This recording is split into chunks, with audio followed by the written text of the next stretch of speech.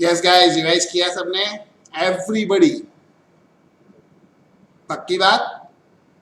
ऐसे हाँ, ऐसे ना, बोलो जरा, एक बार आवाज निकल के बोलो ना जरा।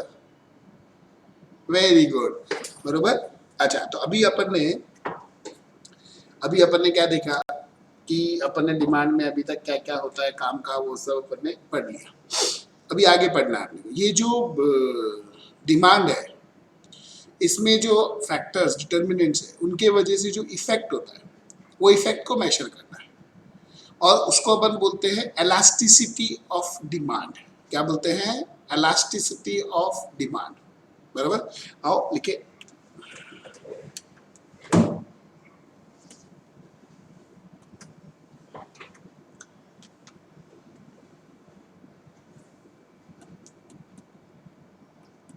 elasticity of demand.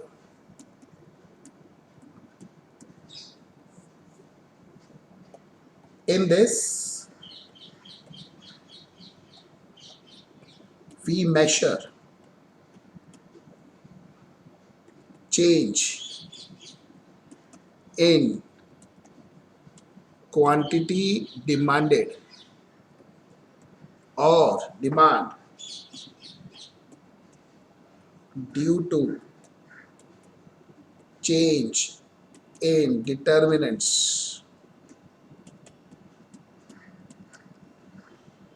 of demand. Determinants of demand का चेंज के वजह से हम लोग इसके अंदर चेंज पता करते हैं। ये चेंज को हम ऐसा भी बोल सकते हैं, रिस्पॉन्सिवनेस। इसको क्या बोल सकते हैं? रिस्पॉन्सिवनेस। बरोबर, हाँ या ना? यानी रिस्पॉन्सिवनेस इन क्वांटिटी डिमांडेड और demanded due to change in determinants of demand. बरोबर। अच्छा, इसको ऐसा ही बोल सकते हैं, elasticity is equal to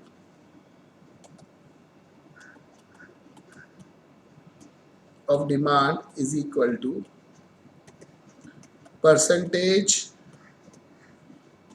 change in demand और क्वांटिटी डिमांडेड। याद है ना, मैं ऐसे क्यों लिखता हूं? क्वांटिटी डिमांडेड किसके लिए रहता है? प्राइस के रिफ्लेक्शन में। परसेंटेज चेंज इन डिटर्मिनेंट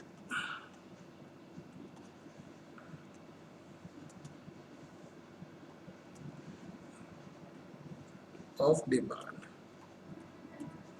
बरोबर। अच्छा, अगर मैं इसको if we measure this change in quantity with respect to change in price of product, then it is termed as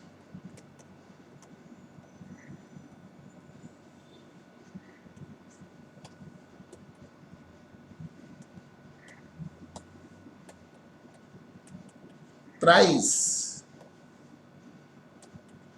elasticity of demand। तो हम उसको क्या बोलते हैं? Price elasticity। देखो पीछे एक वर्ड ऐड कर दिया। If we measure this change in quantity with respect to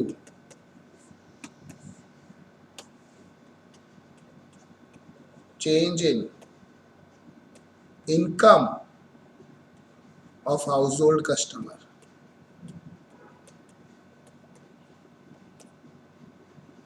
then it is termed as income elasticity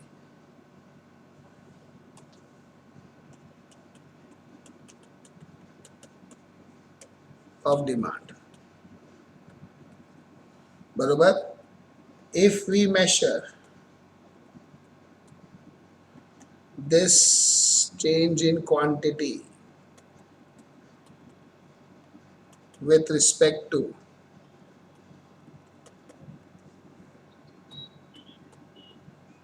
change in price of other product. Other product बोले तो कॉम्प्लीमेंट्री, सब्स्टिट्यूट्स एक्सेट्रा, बराबर, उनके respect में major करते हैं तो then it is termed as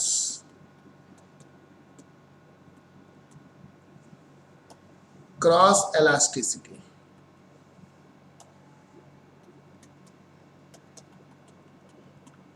of demand. If we measure this change in quantity with respect to change in advertisement cost,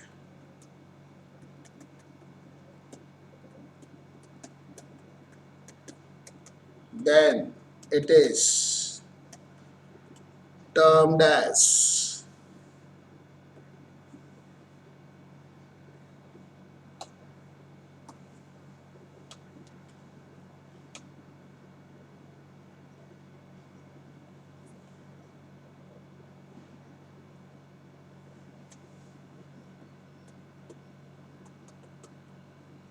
advertisement cost elasticity of demand. ये मैंने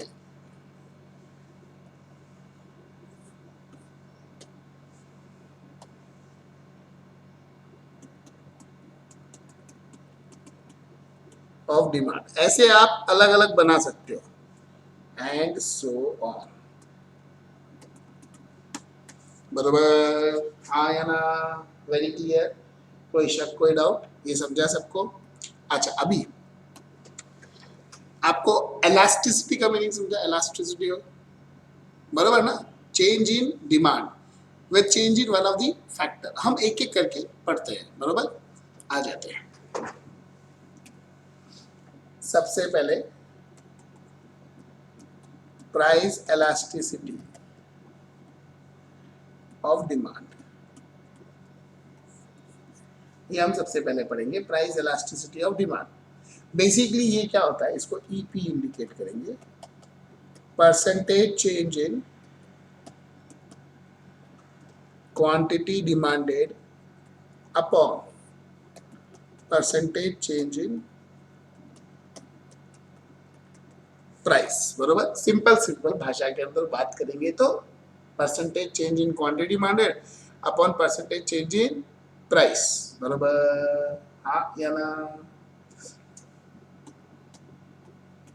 Answer of this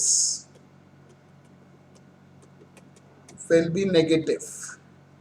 Therefore, we multiply answer with negative sign. तो आप ऐसा भी बोल सकते हो कि यहाँ माइनस साइन है, आप क्या बोल सकते हैं, यहाँ पे माइनस साइन है, बरोबर, समझे? क्योंकि जो आंसर आएगा उसको हम लोग क्या करेंगे, नेगेटिव से मल्टीप्लाई कर देते हैं। क्योंकि देखो अपन ने पढ़ा है प्राइस के इफेक्ट कैसे होते हैं, प्राइस कम होगा तो क्वांटिटी बढ़ेगा, प्राइस उल्टा है ना दोनों में, तो एक में पॉजिटिव होगा तो एक में नेगेटिव आंसर होगा, इसलिए इसको कन्वर्ट कर देते हैं। इसके अलग अलग बेसिस होते हैं, methods of measuring price elasticity of demand।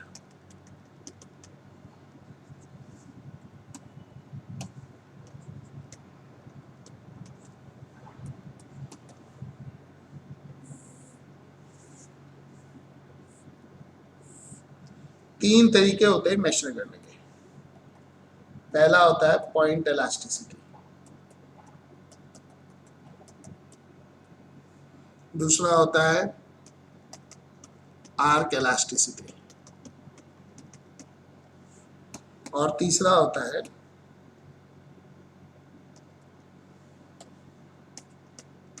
Outlay method, तीन अलग अलग मेथड है, बरोबर। It is used to find elasticity at particular point on demand curve। Demand curve के एक पर्टिकुलर पॉइंट पे हम लोग elasticity मेजर करते हैं। This method is used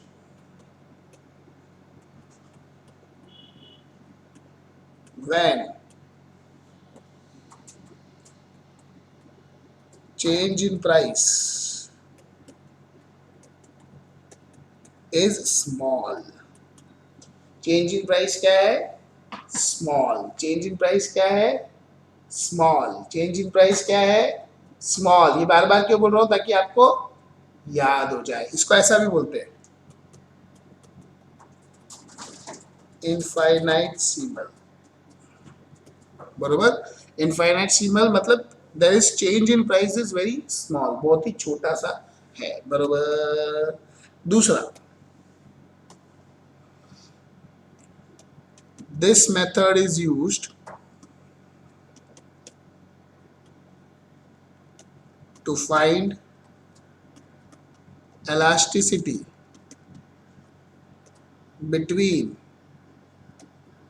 2 points on demand curve। Demand curve के ऊपर जो दो पॉइंट है उनके बीच में elasticity फाइंड करने के काम में आता है, बरोबर। In this method we use total expenditure as base for finding elasticity, बरोबर। ये जो मेथड है this is used when change in price is more or higher। By this method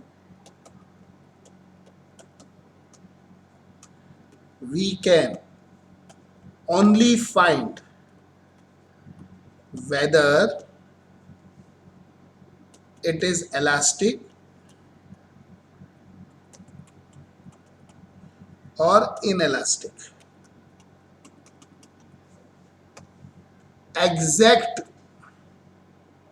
quantification of elasticity not possible,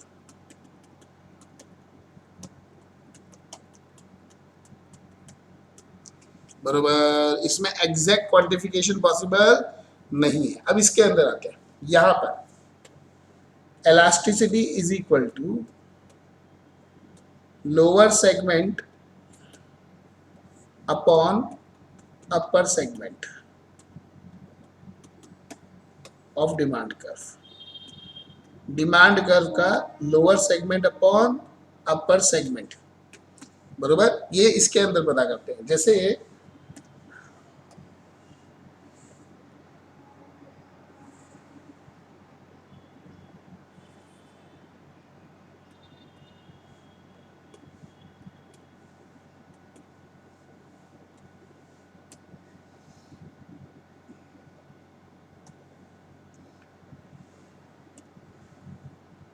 suppose ये मेरा demand curve है, बरोबर।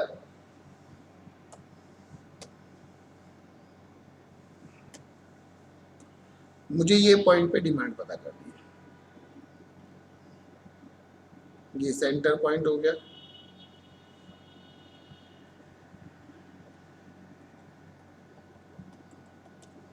बरोबर। मेरी इलास्टिसिटी क्या होगी? Lower segment upon upper segment. अब गौर करो, यहां पर लोअर सेगमेंट क्या है? ये नीचे वाला, ये लोअर सेगमेंट, ये अपर सेगमेंट। लोअर छोटा है, अपर बड़ा है, तो कैसे इलास्टिसिटी होगी? Elasticity is less than 1। बराबर, समझे क्या? हाँ या ना? ये सेंटर में है, इलास्टिसिटी इज इक्वल टू 1। ये मोर देन 1, इलास्टिसिटी नीचे वाला सेगमेंट बड़ा है। बराबर, इससे हम पता करते हैं इलास्टिसिटी। यहाँ पे क्वांटिटी आती है, यहाँ पे प्राइस आता है। बराबर, ये सेंटर पॉइंट, ये लोअर, ये अपर, ये समझ में आया क्या? बराबर, यानी lower segment upon upper segment. इसको चाहिए तो मैं इधर भी आपको बता सकता हूँ, छोटे से के अंदर।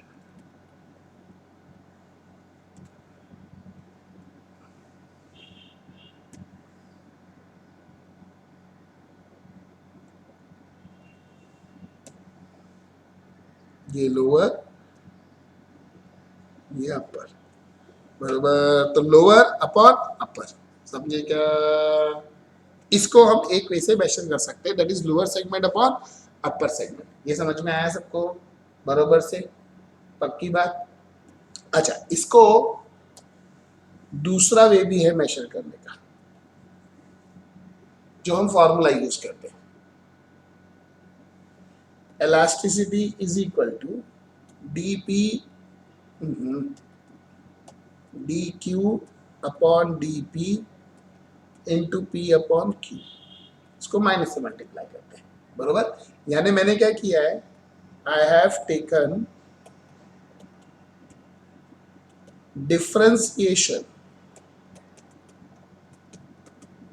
of equation of quantity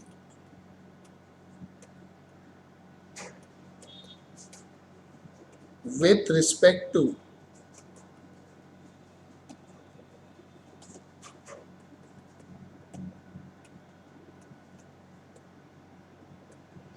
price, and this is multiplied by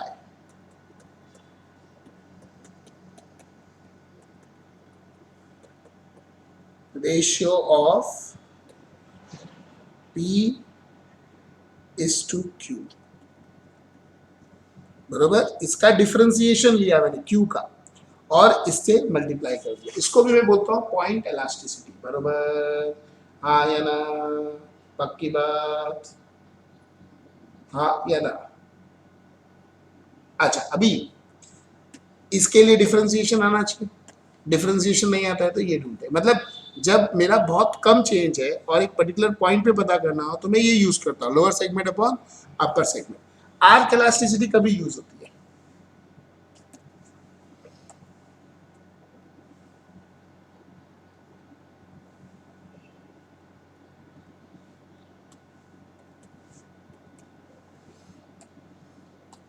समझो ये मेरा डिमांड कर रहे हैं,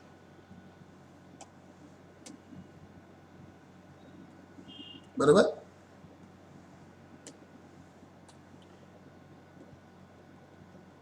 ये पॉइंट ए है, ये पॉइंट बी है, ये ए है, ये बी है। बरोबर, यहाँ पे कौन है? क्वांटिटी। यहाँ पे कौन है? प्राइस। बरोबर, we want to find elasticity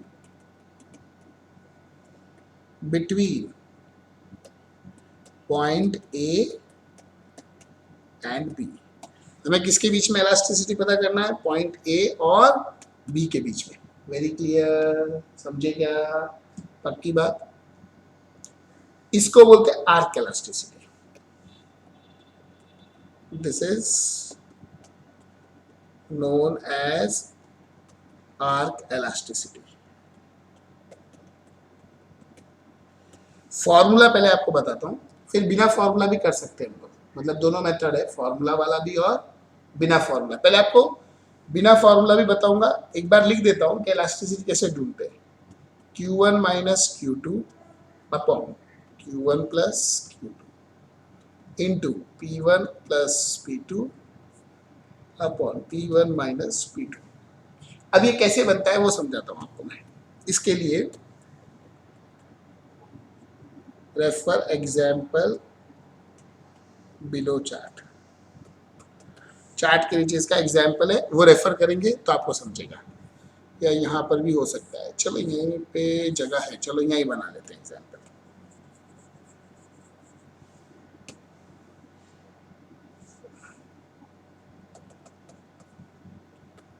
price quantity, अगर प्राइस 100 रुपया है तो क्वांटिटी है 400 रुपया।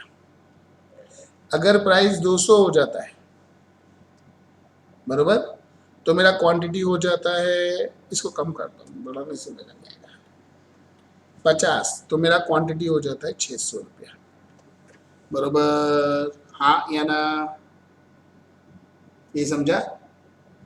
अच्छा अभी ये देखो, प्राइस 100 था तो क्वांटिटी 400, प्राइस 50 तो क्वांटिटी 600, समझे? अब इसमें कैसा भी हो सकता है ना, इसको ए बोल लो इसको बी बोल लो, या इसको ए बोल लो इसको बी बोल लो, तो चेंज 100 से 50 भी हो सकता है, 50 से 100 भी हो सकता है ना। तो अभी बेस क्या लेने का, तो हम क्या करते हैं, इसका टोटल पता करते हैं। 150, 1000, एवरेज ढूंढते हैं, 75, 500। एवरेज समझा कैसे किया मैंने, डिवाइड बाय 2 ना, कशाला तुम्हें डिफरेंस ढूंढा हम लोगों ने, 50, 200। ये डिफरेंस किसका, इन दो का डिफरेंस बरोबर। डिफरेंस कहाँ से, इन दो का डिफरेंस, ये 50 ये 200 बरोबर। तो मेरी एलास्टिसिटी क्या होती है, परसेंटेज चेंज, इसको मैं परसेंटेज पता करता हूँ, तो 50 divide by 75 into 100, 200 divide by 500 into 100, तो ये कितना हो जाएगा, कैलकुलेटर किसी के पास, मेरे पास था तो सही, 50 डिवाइड बाय 75, ये हुआ 66.66666 बराबर। 200 डिवाइडेड बाय 500, 200 डिवाइडेड बाय 500, ये तो 40 बराबर। तो एलास्टिसिटी क्या होती है, percentage change in quantity upon percentage change in price. तो ये हो गया परसेंटेज चेंज इन क्वांटिटी, कितनी क्वांटिटी का परसेंटेज चेंज है, 40 डिवाइड बाय प्राइस 66.66, तो कितना हो गया ये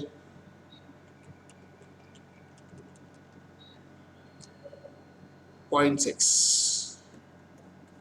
अब आपके फॉर्मूला से चेक करना, फॉर्मूला क्या था, देखो Q1 माइनस Q2,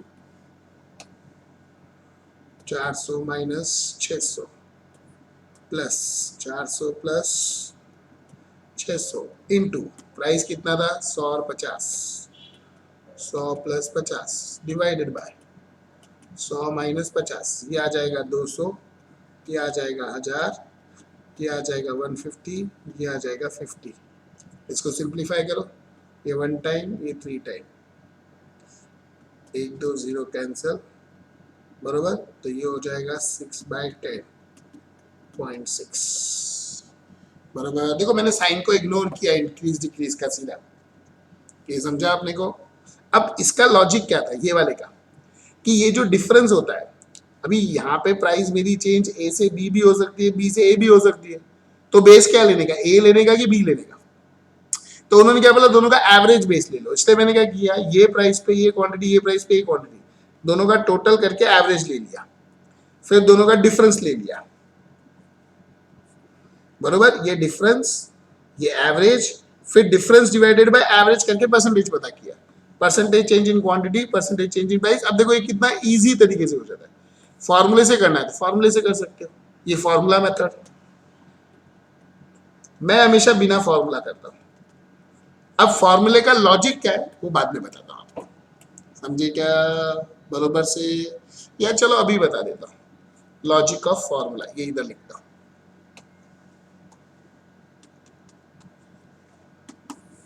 मेरे पास तो इधर जगह है ना, तो इधर लिख देता हूँ logic of formula of arc. Percentage change in quantity is equal to Q1 minus Q2 upon Q1 plus Q2 divide by 2। Average लिया ना मैंने, इंटू 100 करेंगे तो परसेंटेज आ जाएगा, इंटू 100 नहीं करेंगे तो कट जाएगा। चलिए तो कर देते हैं। Percentage change in price P1 minus P2 upon P1 plus P2 divided by 2 into 100. Elasticity is equal to Q1 minus Q2 upon Q1 plus Q2 divided by 2 into 100 divided by P1 minus P2 upon P1 plus P2 upon 2 into 100। ये दो तो cancel, बरोबर। इसको ऐसा लिख सकते हैं हम लोग,